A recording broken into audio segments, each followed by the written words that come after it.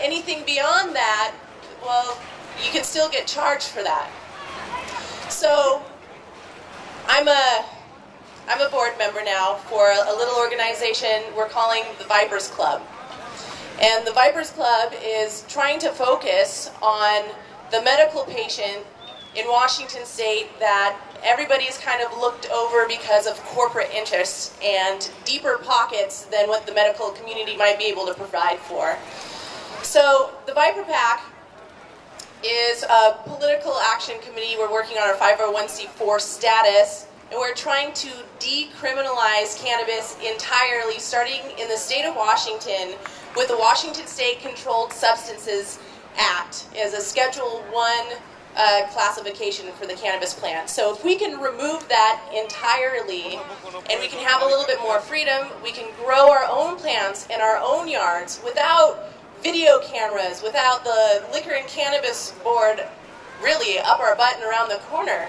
So that's going to help everybody. That's going to help the recreational user. That's going to help the medical patient, and it's going to breach this gap or this divide in the community and bring everybody together. And then once that happens, then we can open up education and doing field studies and figuring out how to use it more responsibly or what works for patient interests better. So if this is something that speaks to you particularly, if you would like to see cannabis taken off of the scheduled substances list entirely, and you're down to support that, and you have $1, Ed Rosenthal is at booth 470, and he will be giving out hand-signed autographs to anybody who's willing to donate $1 to the Viper PAC. So I would encourage you to check that out. And I also encourage you, as a cannabis user or a cannabis advocate, to have more conversations about cannabis with people that you might not think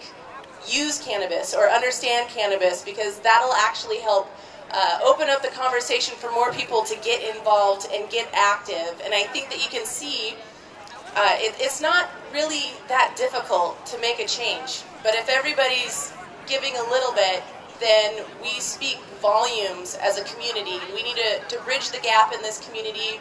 We need to realize at the end of the day, it's not medical versus recreational, but it's a human rights thing. Every single person on this ground right here deserves to be able to have the freedom to this plant whenever they want it, for whatever their personal, individual use of it may be. So get active, get involved. If you have $1, go visit Ed Rosenthal and he'll give you an autograph. Thank you.